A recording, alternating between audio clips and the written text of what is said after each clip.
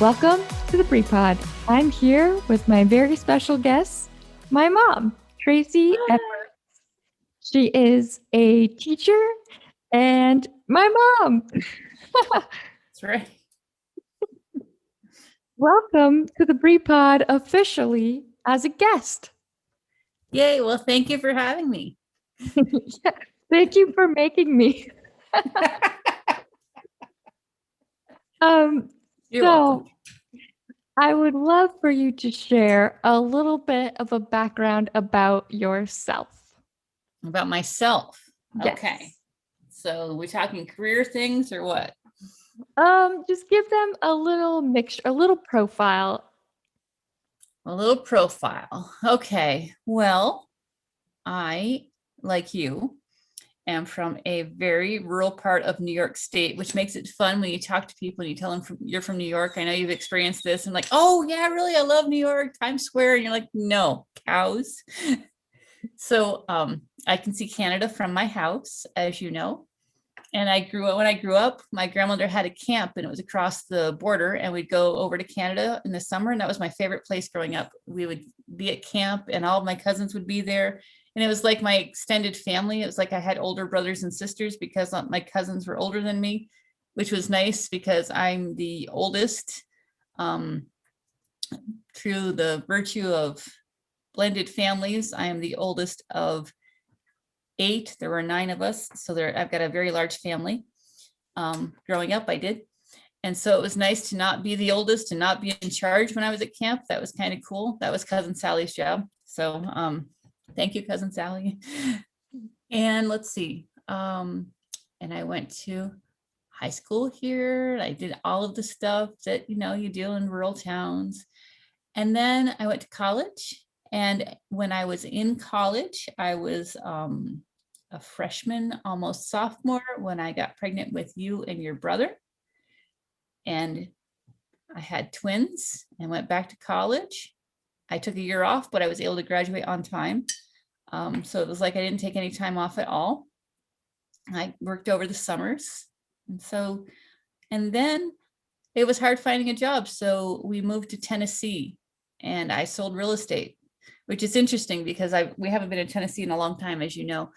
And your brother is currently looking for a house. Don't tell anyone that. Shh.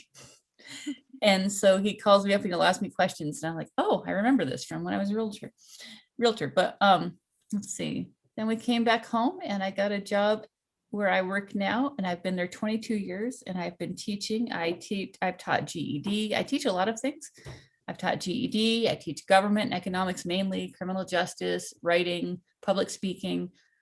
Once in a while, I look over online learning French class because I'm one of the few faculty members that can speak French enough to be able to read it at the really elementary French level.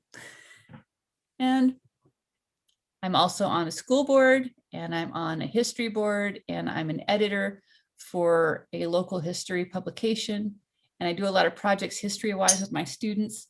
So that's kind of it in a nutshell. Oh, and I'm single. I'm dating, but single. You're dating, but single.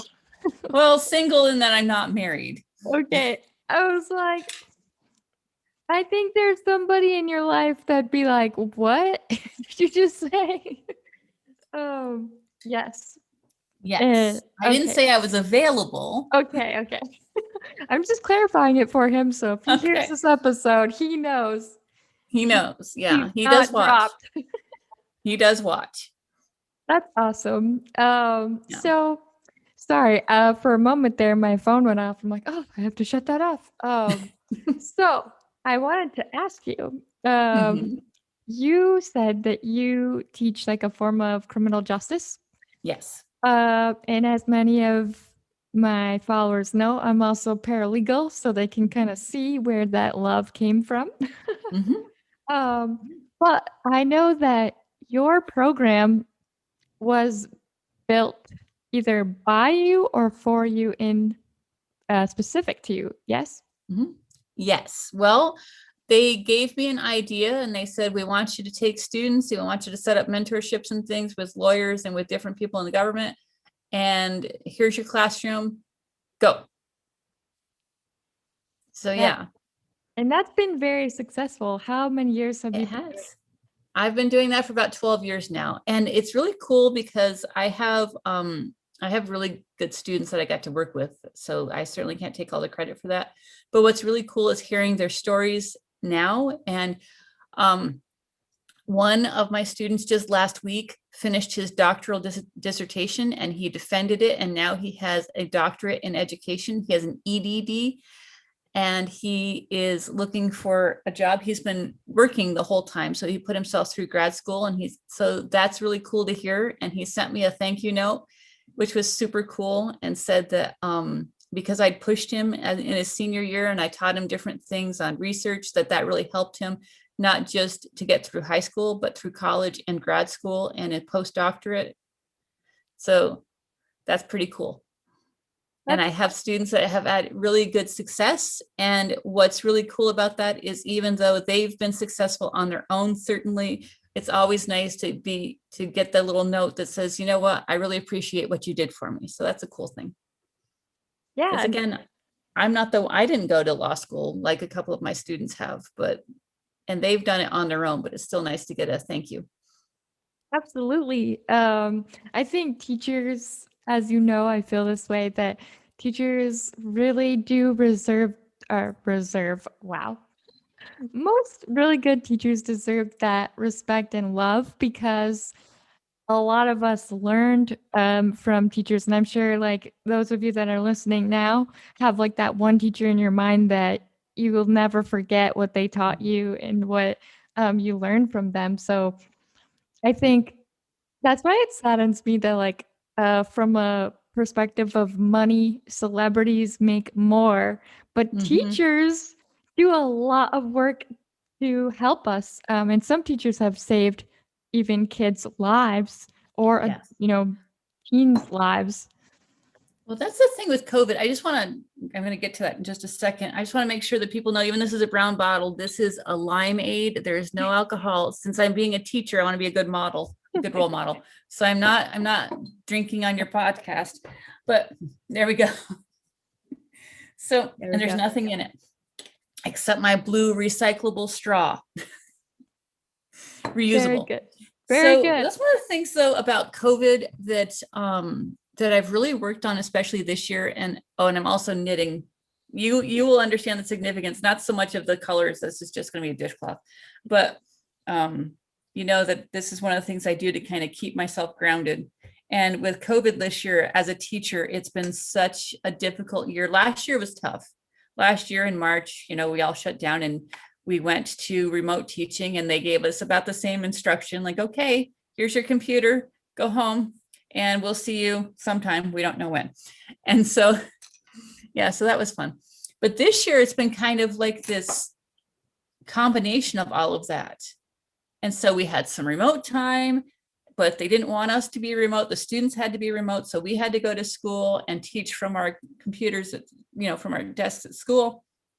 And then we had in person, and then we were back to remote, and then back to in person, and then different classrooms throughout the building would be quarantined. But if my class didn't get in contact with that class, then we weren't quarantined. So my class, and I'm going to knock on wood because it's not over yet. So I've got my little wood right here.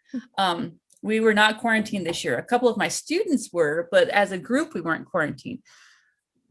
But what I decided to do this year, and you aren't going to be surprised about this at all, but you know how I love my celebrations, and I celebrate everything. And I have, for all of the major holidays, I have a t-shirt, or I have like it was Cinco de Mayo this week. So I have a sombrero, and it was also May the 4th. So I have a tacos and Yoda t-shirt to kind of combine Cinco de Mayo and May the 4th. I have leggings for St. Patrick's Day and for Valentine's Day. Halloween is a big one. But this year, I would just have the students say, okay, well, this is, and I tried to do this before, but this year I did it every single week.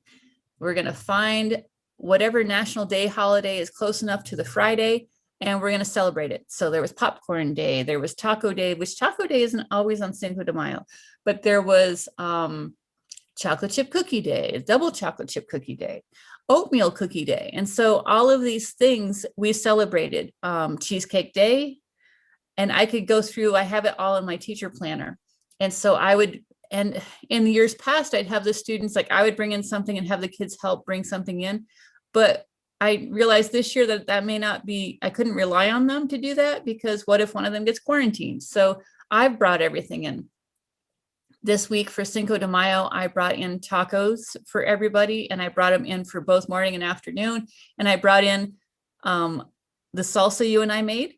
And I brought in the jalapeno peppers that I'd pickled afterwards with the leftover peppers that we had. And what's really cool about that is one of the students emailed me afterwards and she said, I'm sure this is a weird question, but could I get your recipe? Because I really like those peppers.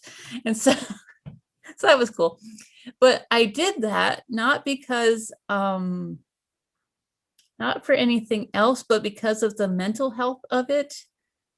Yeah. And so when I had my evaluation, the principal sat down with me, and one of the things he wrote for my strengths is that I create kind of a sense of family with my classroom, that's one of the things that was a strength for me. And I do that with having my celebrations.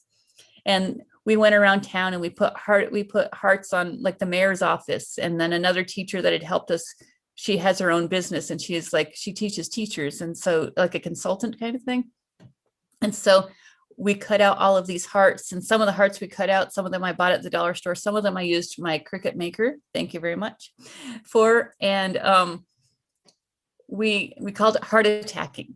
And so we heart attacked the principal, and we heart attacked the building trades teacher, and we heart attacked that consultant. We heart attacked the mayor. And it was just to get out there and get the kids to kind of see, the community a little bit differently. But it was also for them, because we couldn't go to court. Normally we would go and watch court and watch trials, but that was not allowed. So that was and one of the things we did in Veterans Day is we went around town. I would take them for mask breaks on walks in the fall when it was warmer. And we would and I noticed all of these memorials. There were different memorials. There was like a Congressional Medal of Honor memorial. There was the Civil War memorial, and all of those things about town. So we created a map, and we made a map of all of these memorials and talked about what they were for and researched them. And we put all of that in a brochure and a map. And we brought that to the American Legion and to the AMVETS and the Chamber of Commerce. And that was like our little gift to the community. And so people could socially distance and walk the town, walk the village, and see these things. So those are the kind of things that I've tried to do this year with my current class, just to, first off, so we wouldn't be stuck in the building, because technically we were kind of, even though we weren't quarantined, we were kind of isolated from everything, and to get us out and get to do things. But also for them too, so they could kind of get outside of just the whole isolation of it. It was, anyway, so I know you're not surprised by any of that. I do remember that an article actually came out on the heart attack that you guys did, right? Like the Malone Telegram posted about it. Yeah. And I remember Jeremy read that and he's like, that's a weird title, but I'm glad that you explained what it means, because it makes sense now. He's like, what do you mean they heart attack people? Well, we just would go to their windows, like the mayor's window. I park in the parking lot right behind her office. And so the window to her office, I knew which one it was. And the kids went up and they all posted, and they put little messages on it too. We heart attacked the church too, because my classroom, even though it's going to sound silly, odd, because, separation of church and state, yeah, we aren't indoctrinating, or it's in a Methodist church. We did not make my students Methodists, but it's right next to the courthouse. So if there's a trial or something going on, we can just pop right over to the courthouse and we can go there. So we heart attacked the church, and we put all sorts of they have a bulletin board, like a community bulletin board in the church. And we put all sorts of hearts on there, and just with affirmations, we just little words, not necessarily a whole affirmation, but just little affirmative words, I suppose. Yeah. Yeah. You sound like you could almost be my mom. Really? I wonder how that happened. There's just a lot of similarities here. Yeah, I can't imagine how that works. Oh, no. Oh, that was funny. So I did see also those memorials that you guys put up, and I think I might make a separate blog post, or maybe you can make the blog post because you are a writer, and I can feature this to share on my blog to show what you guys did because it was really cool. Explaining it is good, but actually seeing what you guys did and putting, because I mean, you guys had to do research to put together these memorials, and then they became like the signs, right? Right. Yeah, that was cool. And I think that's good because a lot of, especially with COVID, it felt like in the very beginning, like you said, last year we were all scared because there wasn't any answers. It was just like, Right. there's this crazy thing happening. Stay home. Good luck. Exactly. And then this year it was kind of up to, I feel like it, not necessarily as individuals, but it felt very individualized of how we would cope with our circumstances. Right. So, Yeah, it's difficult too, because as you know, I do have the dogs, but I live alone. And so the first couple of months, I mean, I didn't see anybody. I ordered from Instacart and I'd meet them in Papa and Grandma's driveway because Instacart doesn't deliver out far where I live. And I would go pick up my food, and that'd be my only interaction with people. And I'd walk the dogs in the woods, and occasionally I'd run into people that were out in the same woods that had the same idea as I did. Let's get out and let's see something. But I would go a long time without actually seeing someone. I mean, I'd talk to them like we're doing now, but it wasn't the same. yeah. And then I go to this year, and where the school year is, where, okay, so I can see you, but I've got to keep my mask on at all. So, I wanted to direct the conversation for a moment back to your pregnancy. Okay. And the reason why I'm bringing this back is not only for like a future thing that I can listen to when I do finally get to be a mama, but for the fact that most people do not know that you had twins naturally. I did. All of it was naturally. I didn't have any, no fertility treatments. And I had you without a cesarean. That actually was a fight, but I won. And it was odd. I know that you know this story, but the night before my first sonogram, so this was, I was about 10 weeks pregnant, and I remember going to the doctor just to make sure that the little, when you pee on the stick, you're always like, okay, but let's go get the doctor's diagnosis to make sure. And just to start the whole, the whole process, like getting your prenatal vitamins and all of that stuff. Which, by the way, I'm really jealous you have gummies now, because those prenatal vitamins they gave me always made me sick and I couldn't keep them down. But anyway, so the night before that happened, I went to, I had this dream, and I'm pretty sure I've told you about the dream. And it was a really bizarre dream. There were really bizarre parts of the dream that I'll try and not gross people out too much about it. But so in my dream, I dreamt that I was having twins, and the way I knew that you were twins and that you were going to be boy-girl twins, which is kind of funny when I'm going to tell the next part of our story here later, was those little footed pajamas, the Dr. Dentons. I dreamt that you were born in little pink and blue Dr. Dentons, that you were in pink and your brother was in blue. And mind you, I was just barely like 2.5 months pregnant. I mean, 10 weeks, 10.5 weeks pregnant. And that's not very far along at all. And so I dreamt that you were in these little baby Dr. Dentons, the pink and the blue. And instead of cutting the umbilical cord, though, that you were born in I just want to point out again that you were born in the pajamas, not that they put you in the pajamas. So when you were born, you came out in these pajamas. And then the other part of the dream was instead of cutting the umbilical cord, they cut off your left foot. And I just remember being freaked out about that. Like, why would they do that? Why would they do that? And someone was saying, no, that's normal. I'm like, no, it's not. No, it's not. And so I woke up from my dream, like, oh, thank God that was a dream. And I went to that the next day. I went, woke up, did all my stuff, went to the doctor's and had the sonogram. And as I was sitting there, I'm watching. And so let's see if I can keep this off so you don't see my screen. So here I'm watching the monitor and I'm watching, and I'm looking because that dream is stuck in my head. And I know that at that development level, you're probably not going to have hands, arms, and legs that I can see really well. But I was looking, it's like, make sure they got all of their fingers, not the fingers, but make sure they got all of their limbs. And I'm looking to make sure this baby. And so all of a sudden, there were two techs in the room, two sonogram techs. They took the screen from here. Oh, sorry. There. They took the screen from here and then they went like that. So I couldn't see it anymore. I'm like, oh God, they're missing a leg. He's missing a leg. There's something wrong with my baby. And they don't want to tell me. And so they started talking to me.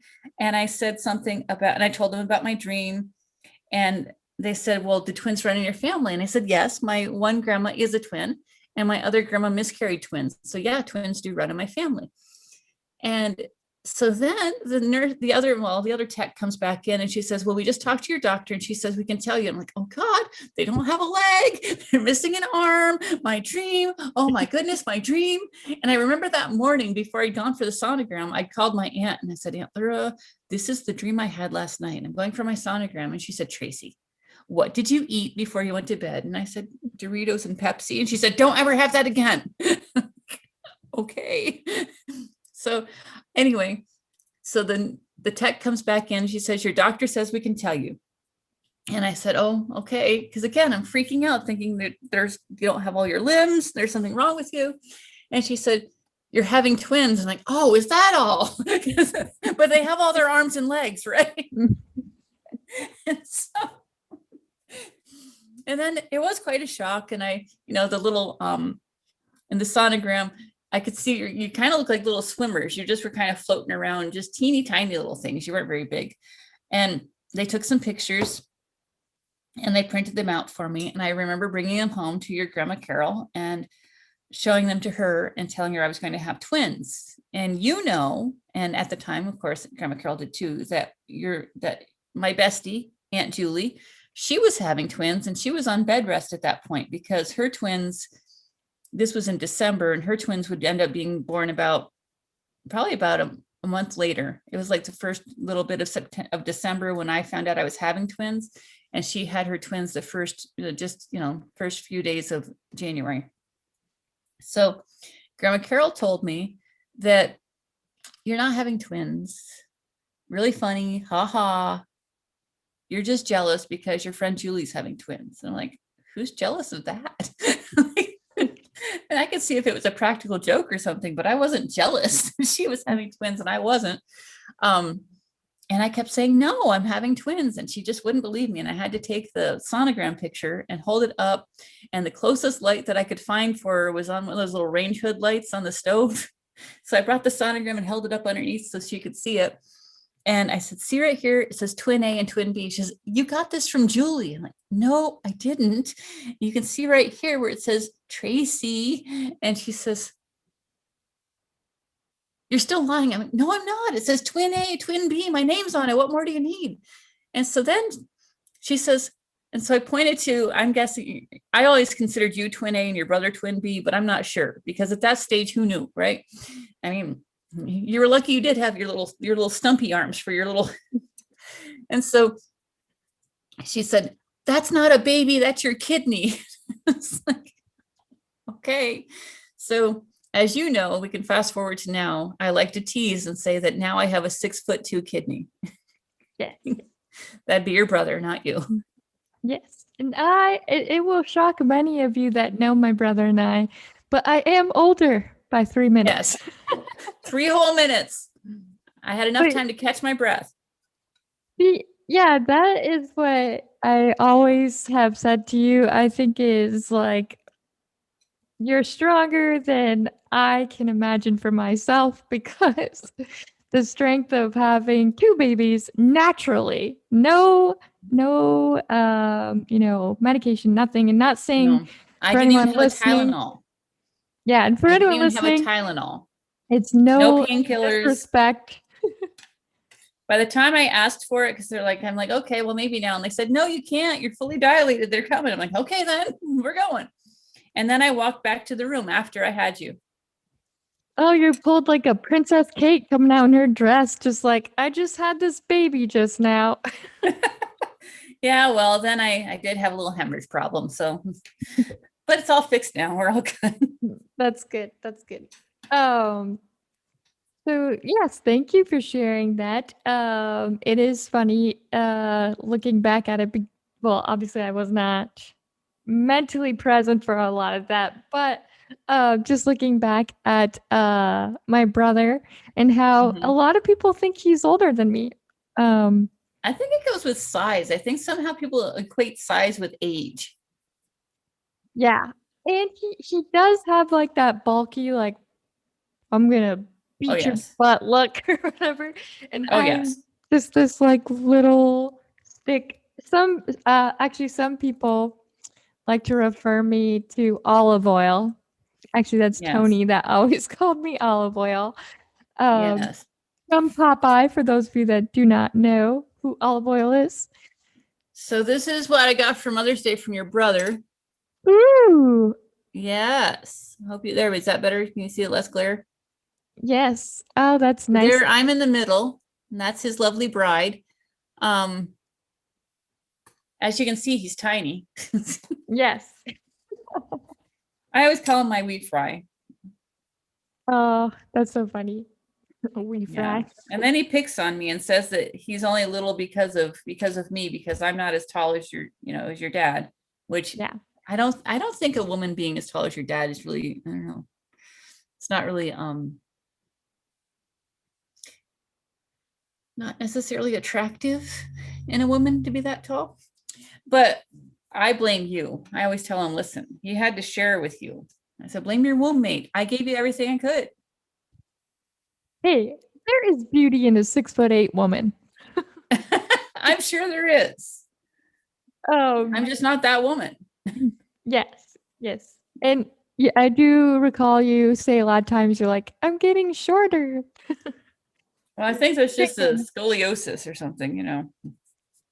After a while, that scoliosis gets you. But I remember telling your Aunt Mary Mac that I gave you scoliosis, and she said, "Well, isn't that lovely?" like it was something contagious. No, she has a spinal curvature. She would probably be about 5'10" without that, but Yes, I could have been a supermodel with the yes. the height and everything. Um, so let's talk about writing because Okay. this is something you love, but It you is have something I love. put on the back burner.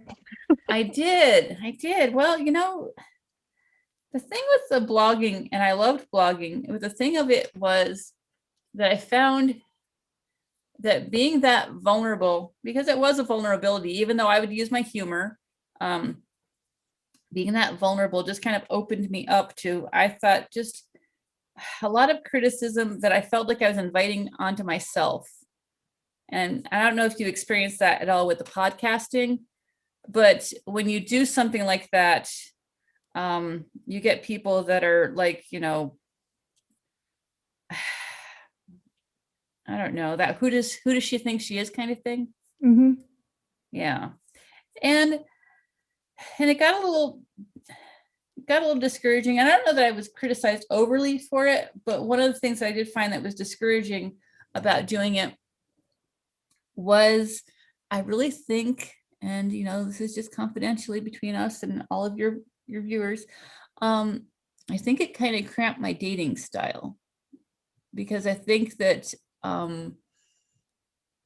people, I don't know if they heard about the blog and thought maybe I was going to use them as fodder for my blog or something, which You're I gonna wasn't. Taylor But Swift them? oh, right, exactly, Taylor Swift them. Yeah. and have these secret messages as to who was the target. But it wasn't that way. Speaking of dating, just got a little message. But anyway, so I think that was part of it, because I remember one of my last blog topics, I was going to say I was going to start blogging about dating, but then I realized that was probably a mistake. It would have been good for blogging.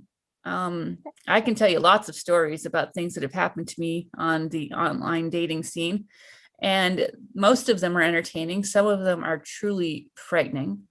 Thank goodness there were some that I never got to the meet stage for, like meeting them, because I called those meets. I didn't call them dates. So if I was going to go meet somebody, I'd call them a meet. I wouldn't call it a date, because I'm just meeting you. We're not dating.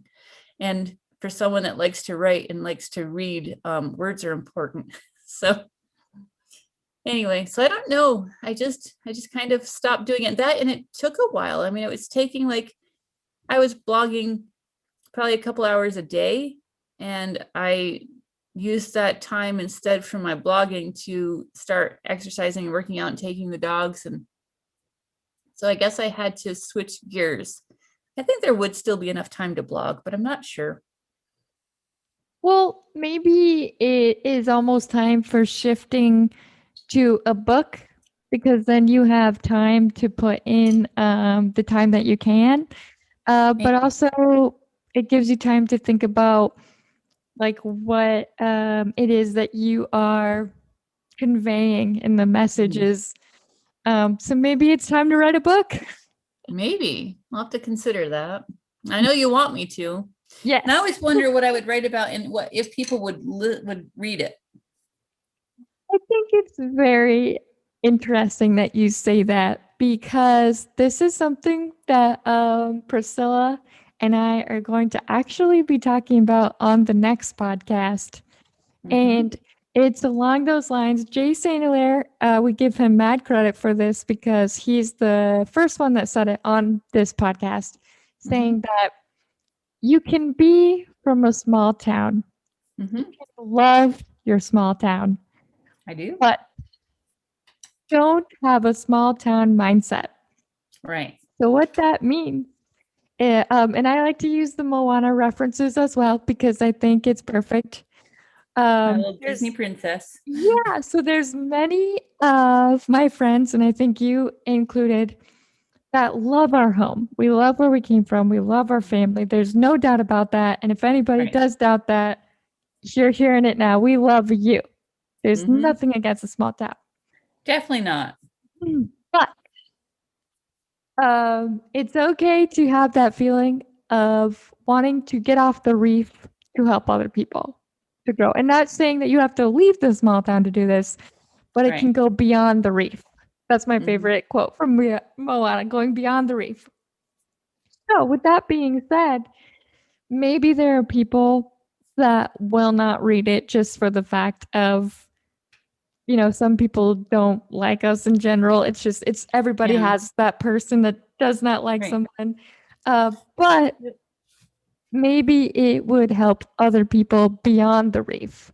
And maybe even within the reef. Maybe there are people that would read it that you don't realize would read it. Like there are people that listen to the Brie Pod that I'm like, really? I'm still working on my own work on, finding my own worthiness, and do I have a voice? Do I not have a voice? I was thinking about that today, actually, that whole, I think that you and I have this in common, and I don't think it's something that I necessarily taught you. I just think that we've had similar experiences in some regard, and that there's that one or two negative voices that we always hear. So you could have, of all of your family, acquaintances, relatives, friends, whoever, instead of listening to the 98 that are saying great things and saying, keep it out there and do your stuff because we're proud of you, you're listening to the one, and I have one in mind right now that we will definitely not name. And that person, I just remember that person telling me, well, I'm not fake like you. Wow. was like, whoa, where's that coming from? But I knew not to ask that person, because that person would more than tell me how I was so fake. And I had ruined their life because I was so fake. And it's not, this person was not male. That's all I will say about that. It was not a male person.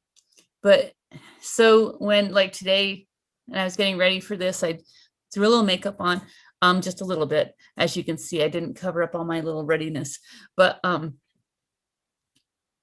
all I could think of was that person. Well, was I'm not fake. Like, okay.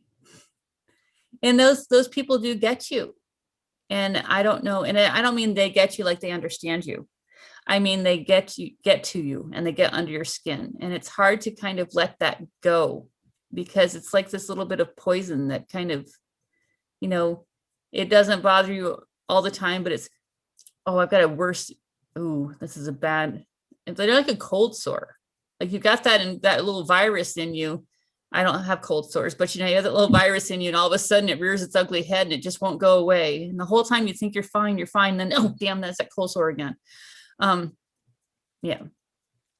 Yeah, and I think that that comes from a deep sense of care, because even though that happens with like holding on to that negative thought, I feel like the reason why we hold on to it so tightly is because it's kind of weird to say, but like you love them, and you're like, why can't you just love me too?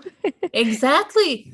I remember speaking about this person to someone else, and the person said, well, that's just so and so, and that's just how she is. And I just remember really getting upset about that. And I said, well, I don't understand why it's not the other way around then.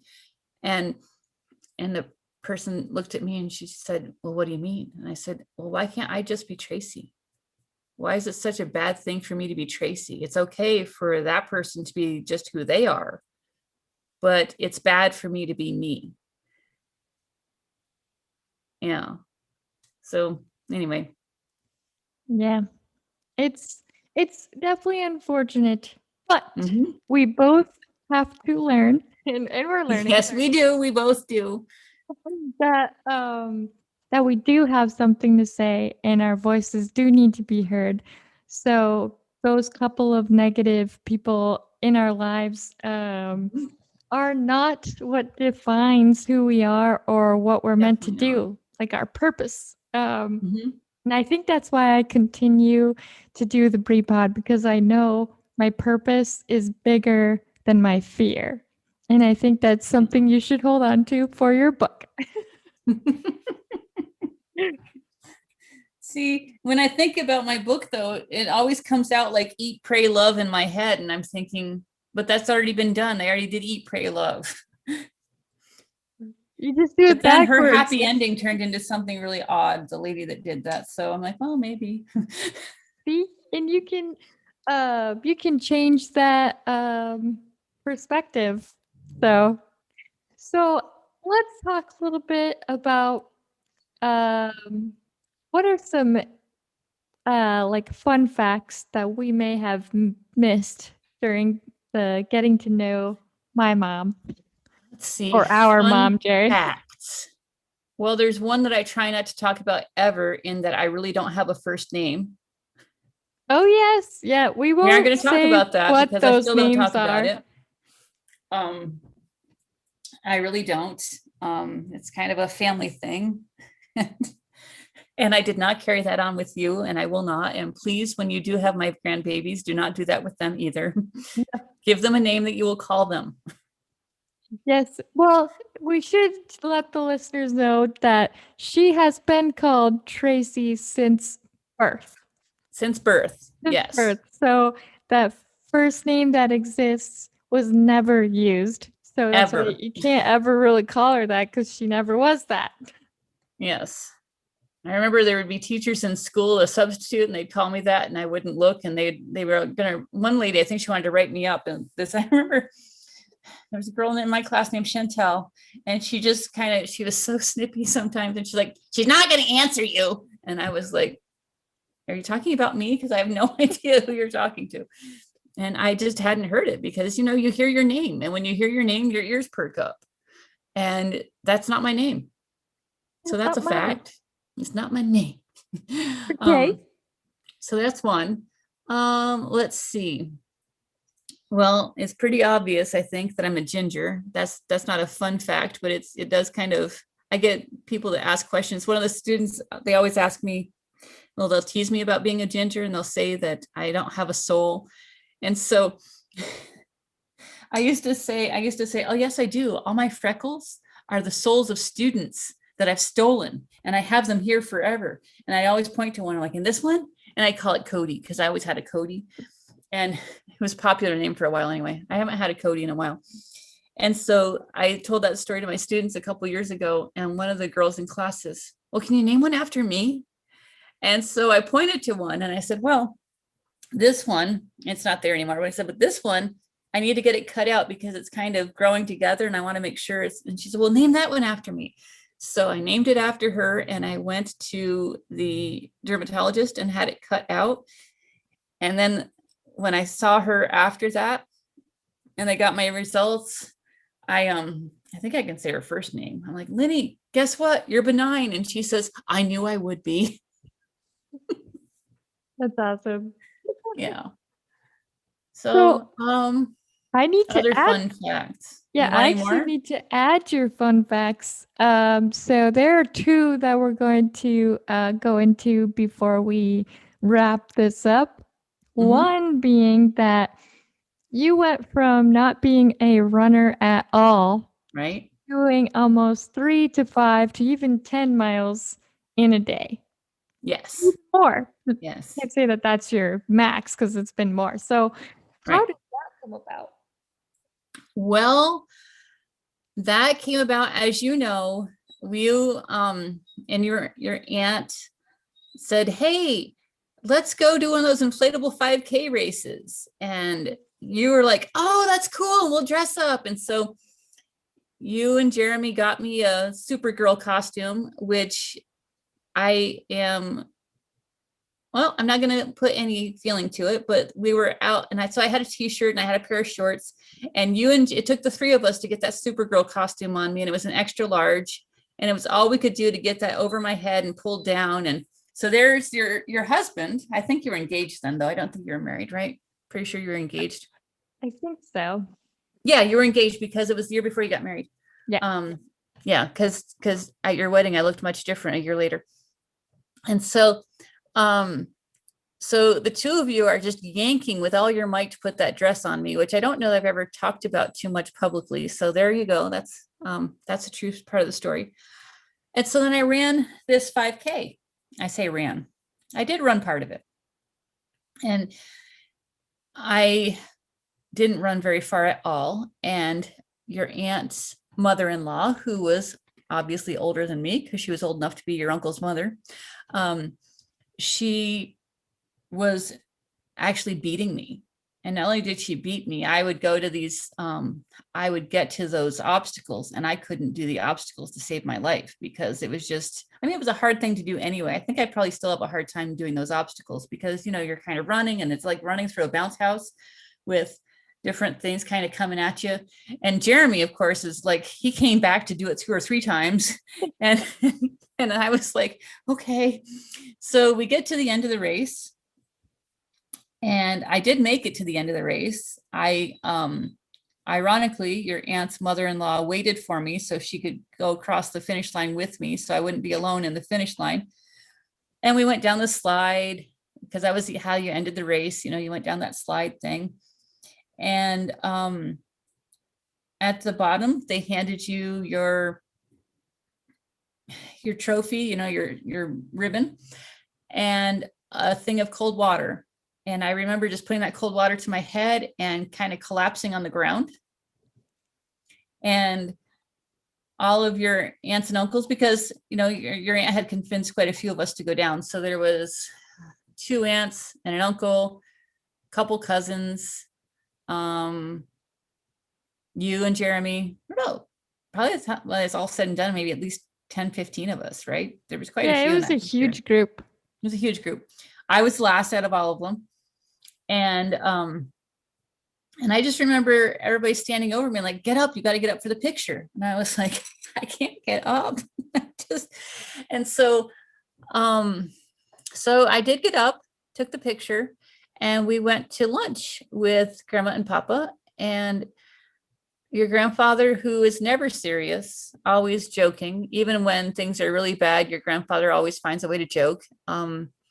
He just looked across the table at me and he said, you do know we have heart disease in this family, don't you? And my cousin had just had a heart transplant.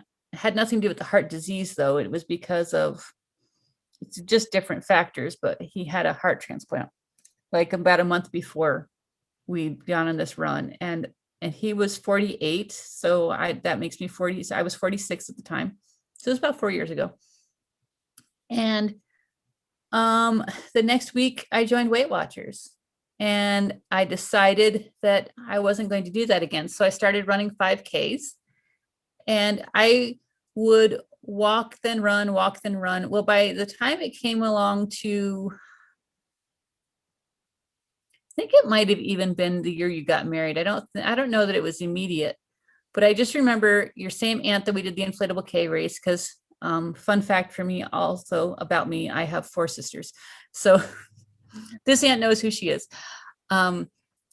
We were running my first turkey trot, and the turkey trot we ran that year, I could look it up because I do have a little thing about it. I was on the front page of the paper.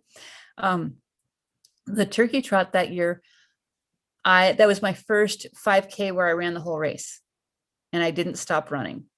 And then the next year, so I think this was after you got married, the next year I ran my first 10K and I was the last in that race. I mean, dead last. So as I was running the race, I would tell, they had different, different places where you could get water and that kind of thing. So I'm running the race and I would stop and get my water and try not to, it's hard for me when we do those races to drink because I always choke and I don't want to be choking and like, sorry to say this, but like coughing up and spitting up water and stuff. When we did that turkey trot in Phoenix, by the way, and everybody's eating those little pumpkin pie shots, I'm like, not a chance. I'll be choked and they'll have to do the Heimlich and get me up off the ground. But so at each of those little stops, I would tell them I'm the last one. And so I knew that there was a police car behind me. And I don't think I can look up the picture and talk to you at the same time, but there was a police car behind me. We'll put it up in the little thing you do afterwards. Okay. So, and then I get to the next one and I try to run for this 10K. I couldn't run the whole 10K. I try to run for the 10K and I'd have to walk for part of it. And I got to the next one. So now I'm at my second place where there's police escort. And I said, okay, I'm the last one. And so they turned around and I wasn't really paying attention to them, but I knew that one car was following me. And then I got to the third one, and the third one was at the bottom of this big hill that was not necessarily really steep, but it's about half a mile up. So even at an easy grade, half a mile or so up a hill is still kind of daunting at the last bit of the race. And I had to walk up part of that hill and it was kind of embarrassing, even though I was in, at this point I could run 5Ks without stopping. I was doing okay.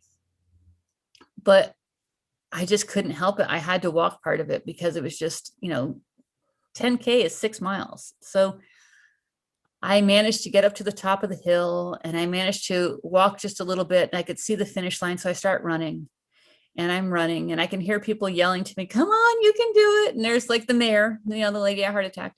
And she's like, oh, you can do it. And so I was running and I ran across the finish line dead last, like I said.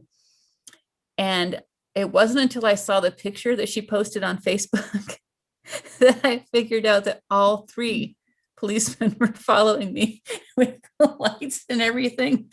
So anyway, it was funny afterwards. At the time, I was, a little bit burnt out. But the next 10K, I didn't lose. I was second to last, and I would have come in even faster, except I got lost on where the finish line was, because it was actually by the school that you went to and the school that I went to, and I'm on the school board for.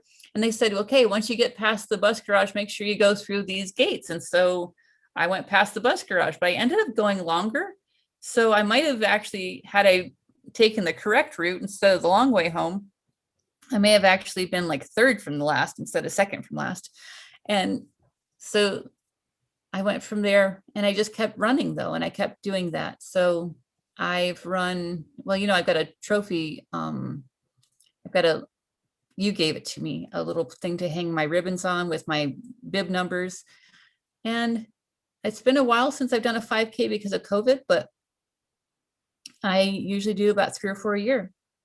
And I take the dogs, like now that the ice and snow are gone here, I take the dogs, and we've been doing about 3.5 miles a day. But right now we're doing the walking because it's still muddy and it's a little treacherous with, and there's been a lot of rain. So it's been a little bit treacherous for running yet, but we'll be getting back to it, the dogs and I, and they love it. Yes, they do. Tibbles, if he knew what we were talking about, probably be barking. Yes. So thank you for sharing that, because it's funny. I read this quote a long time ago that said, "Don't marry into a family that does what is it? 5Ks on On Thanksgiving. on Thanksgiving." And we became that family because We did. we ended up doing that. And then we used to do, before I think COVID really knocked us all out, we were doing Memorial Day weekend runs. So it's crazy how it's sad that COVID stopped that, but I know that it's not like a thing that stops with the family, because I'm sure once it gets back up, we'll do it again. That was my favorite 5K, was the turkey trot in Phoenix when I went to see you and Jeremy there. And what was really fun for me at that race, which is going to sound really mean, and I don't mean it to be mean, but that was probably my best 5K. I think I'd gotten, that was the weather was perfect in November in Phoenix. It was perfect. And I think that was my best time. And I remember crossing the finish line, and I wasn't even sure where you and Jeremy were, because Jeremy had hung back with you. And I was like, okay, they'll be here any minute. They'll be here any minute. And I was like, wow. But it wasn't, I just really had a really good race. And so it was hard, because when you came across, I was so happy to see you and Jeremy come across, but then it's part of me, the competitive part of me, not your mom part, the competitive Tracy part, not Bree's mom, that was like, but I beat you. I mean, hey, that's still a huge victory from where you started, that first one, exactly, to where you are. So I do not take offense. People that know me, I am not. I have been told by my runner friends that you don't have to be a runner. Like eventually, it can come to you where you can do it. So I can't say that I'm not a runner or I can't be a runner. It's just I don't like running. But I do hope that like one of my oops, sorry. Well, I never liked running either. When I was in high school, I used to get in trouble because he'd make us run around the backstops 2 or 3 times. And I would just be like, I don't want to run. And so I'd walk fast, and he'd make me do a third one because I told you to run. You get out there and you run. And he was not nice to certain people. Other people, of course, he was wonderful too, but you know what I'm talking about.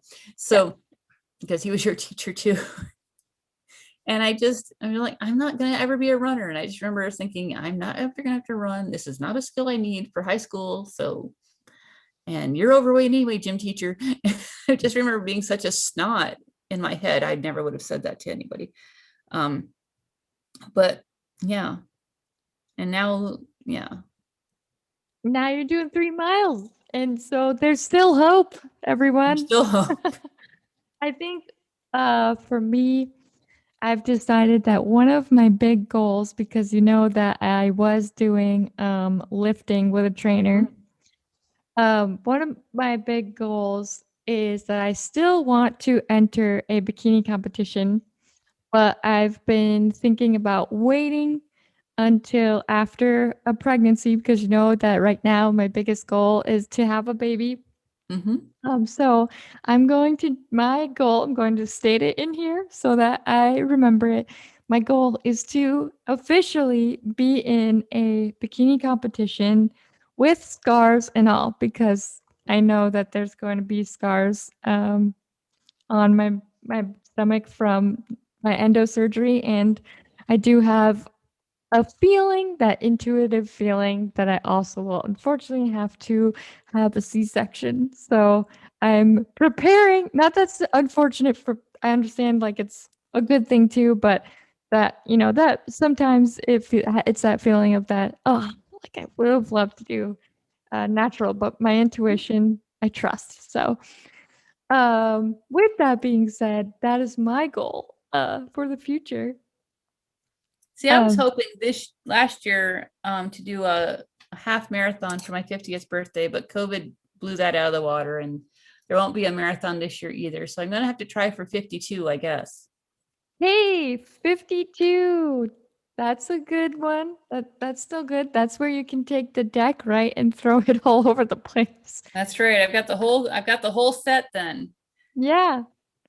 Um, so When I'm be 54, I'll have the whole deck plus the two jokers. exactly, see? It's only a deck of cards. Yes, I love this. Thank you for coming on and sharing a bit of, I guess, a part of who made me. Um, And last week it was Teacher Appreciation Week. So happy Teachers Appreciation Week to you and your Thank you. coworkers. Thank you. Um, this time, normally I do 3 affirmations, but I'm going to do 3 appreciations for the teachers. So for those of you that are teachers, this is for you. Special shout out. Um, for those of you that resonate with number 1, your sacrifices don't go unnoticed. Um, for those of you that resonate with number 2, you're making a huge impact on many lives. And then for those of you that resonate with number 3, we wouldn't be where we are without you. And I know that many of us can relate and can think of that one special teacher that really, made their day. And if you would like to, please feel free to comment below when this goes up, your favorite teacher, and give them an appreciation, because they are a huge part of our lives. So I will start by saying, oh man, there's so many amazing teachers that I had, but I would say a big, huge thank you to Mrs. Tanya Fippen. I Aw. would not have done well in math if it wasn't for her extra support and love, and to Jen Smith at the time. Now she's Mrs. Lynch, Yes, she because is.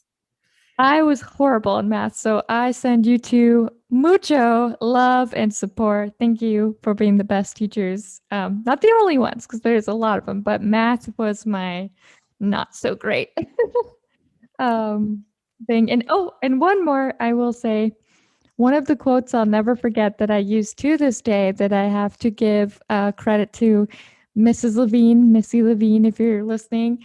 It was, you can bring the horse to the water, you can direct a horse to the water, but you can't make it drink. And that has been ingrained in my mind. So thank Mhm. you to all the teachers, but the 3 of you came to mind. So before you go, Yes. who will you send your appreciation to? Oh, goodness. Well, this is kind of, in a way, it's going to sound kind of negative in that the teacher that well, she's just passed away recently, but the teacher that I really have a lot to thank for, at the time, I didn't like it all, because she would sit at her desk, she'd sit on her desk, and she'd have her notebook, and she would dictate to us what we had to write in our notebooks, right down to the point that Roman numeral 1, the Roman Empire, capital A under that, patricians. And so we would have to write down whatever it was. And I just remember being so frustrated and stunted by that. And I would ask her questions, and I'd watch the news and I'd ask her questions. And she would just get frustrated with me because I was one of those people that just wanted to know all sorts of things.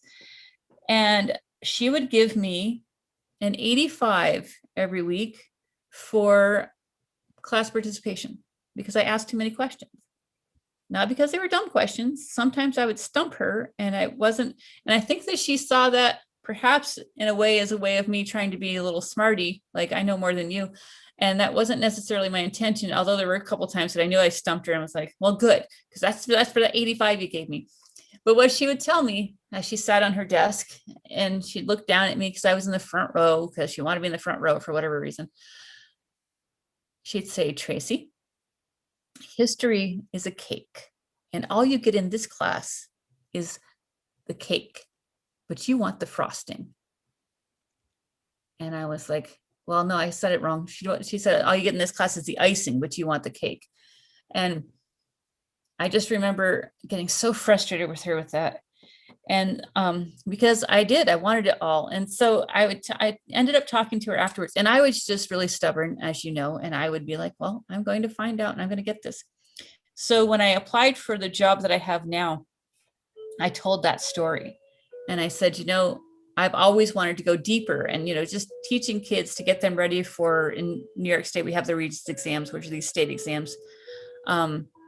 Just getting kids ready for that really wasn't it's not like my calling. I wanted to teach and I wanted to get in depth in things.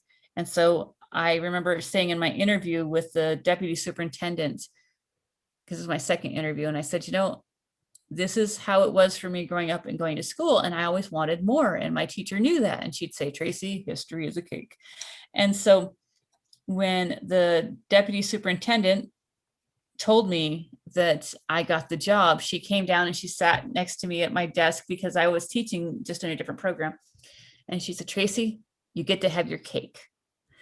And so I remember talking to Mrs. Conger, Phyllis Conger, afterwards, because I'd seen her a couple of times. And I did, I did realize when I wasn't 15 anymore and being a snot, what she meant, because she had a job to do and she couldn't get us in depth like I wanted to be. And that was her way of telling me that, she can't do it. It wasn't that she didn't want to. And she said, you were just so smart. She said, and you must have read, I don't know how many newspapers every day, and you knew everything about what was going on, and you just watched the news. And I really didn't. I would get up at 5 o'clock in the morning and I would watch the news when I was getting ready to have my breakfast or whatever before school, which, how different is that now? Yes, up in the NPR morning. News. That's right, I got my NPR. And so that wasn't what was happening. But I think that had she not done that, I think that I don't think that I would have gotten so stubborn about learning and about like, no, I'm going to get my damn cake and I'm going to get it. And so, yeah. So she inspired me, but not by giving me all of these, you can get out there and you can do anything. She inspired me by telling me what I couldn't have. And I was like, oh yeah, well, watch this. And so years later, I'm a teacher and I'm doing my kids are going to eat the damn cake. Some of them don't like the cake, I've got to be honest. Some of them would be much more happier if I was sitting at the end of my desk going, okay, Roman numeral 1. Hey, that is easier. It is easier. Keeps them organized, but that's pretty awesome that you turned that around and you actually got to speak to that teacher later. That's pretty cool to be able to have that conversation. When you're talking about like learning and stuff, it made me think of Belle from Beauty and the Beast. Yes. You got those Belle vibes. Yes, I use Disney too when I'm teaching. Like this week we were talking about vigilantes, and that was a term in our book. And I said, okay, Beauty and the Beast, when the townspeople go try to kill the beast and Gaston is leading, those are vigilantes. Yes. I love Disney, as you know. So with that being said, thank you for coming on and joining me. Love you, baby face. Yes, love you too. Happy Mother's Day. Happy Teacher oh my gosh. Teachers Appreciation Week. And with that, everyone that's listening and you are loved. You are worthy, you are cherished, and I am proud of you. Until next time on the Pre Pod. Bye.